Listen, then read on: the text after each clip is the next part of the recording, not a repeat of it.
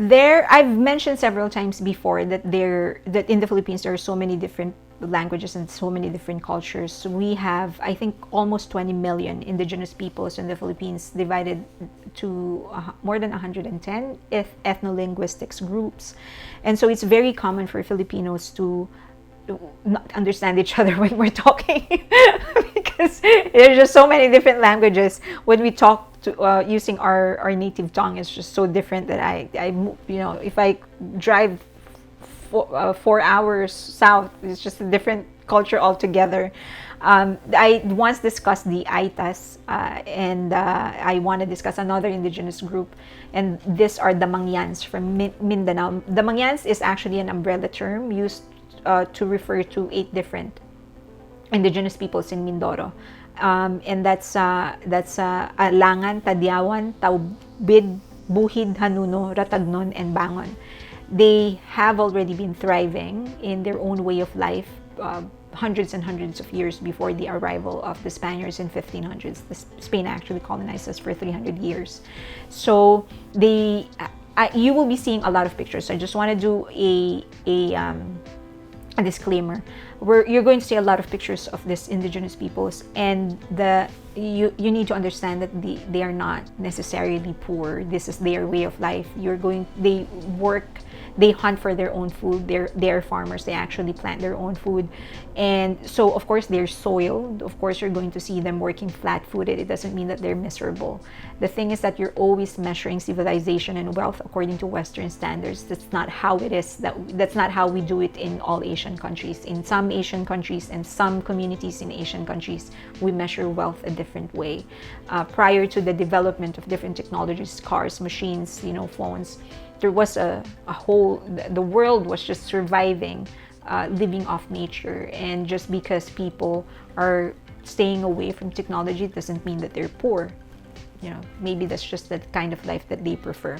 So the Mangyans are not necessarily poor. They're not miserable. Just because their clothes are soiled and they're walking barefoot, it doesn't make them miserable. It's a pure kind of life. So I will focus on the Hanuno Mangyans. The Hanuno Mangyans, aside from their name, actually means genuine or true. And aside from fishing and farming, they also make a living out of weaving. They're very skilled weavers. So they weave their own fabric, and they make their own clothes, curtains, things that they use for the house. They also make baskets and purses and different types. Anything that you can weave together, they can do it, and they make the best ones. So they actually sell it, and it's being used for exports and stuff like that. So they are very skilled. And on the screen right now, you have been seeing some of the styles and some of the patterns that they are known for as well.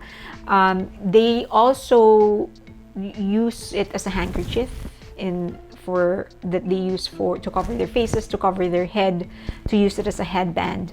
They are men. Hanuno Mangyan men are usually long-haired, so they actually also use it to tie their hair.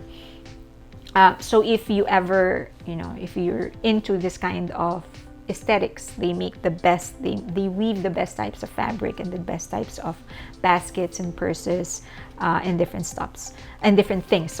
And the other thing that they're known for is beads. So they actually make their own accessories. Among the Mangyans, it's very common for even men to wear different types of accessories. As you know, in Western aesthetics, it's very common for men to wear like very subdued accessories. Not for Mangyans. The same types of accessories that are being worn by women, men actually wear them as well. And then there's the Hanuno script. So they have their own type of writing. The Philippine alphabet before is called the Baybayin. And the Hanuno script is also, it has its similarities with the Baybayin.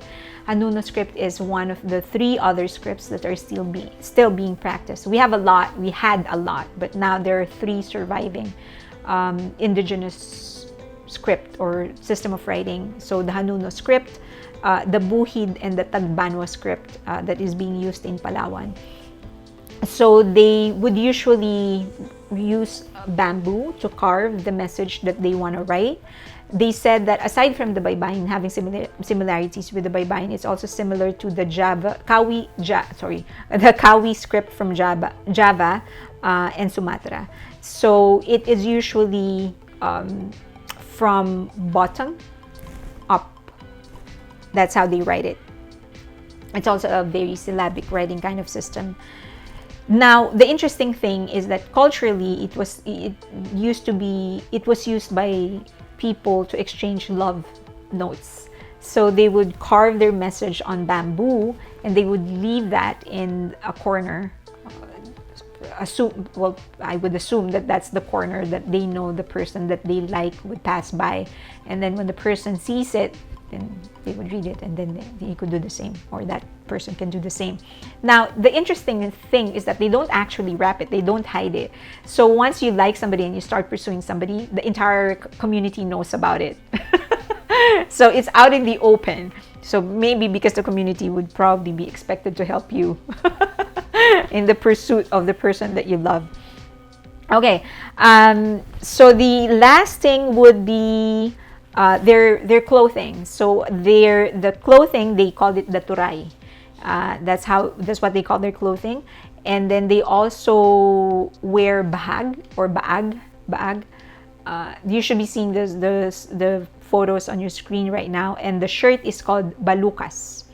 But the female, they usually wear a dyed short skirt. It's a very short skirt. They call it daramit, and a blouse called the lambong. So that's the Mangyans for you. As I've said, if you are very interested in these types of baskets and this kind of aesthetics, basically, they can weave anything for you. It could be a cloth, baskets or things that you use around the house. They can weave it for you, and they make the best ones. I had the privilege of actually being among them, being with them. I used to work for a nonprofit organization in the Philippines, and I was sent there to do something. But at the time, the one thing that I regret is that I wasn't really aware of the privilege of being with them. So I was focused on the work that I was supposed to do. So I just focused on that. But I didn't have the awareness and the appreciation for what I was the situation I was in. I wish I did, so that I could have spent more time with them, get to know them, their culture, maybe stay for several more days just so I could get to know them a little better. So I hope the opportunity comes knocking again and I could spend more time with them. The Mangyans.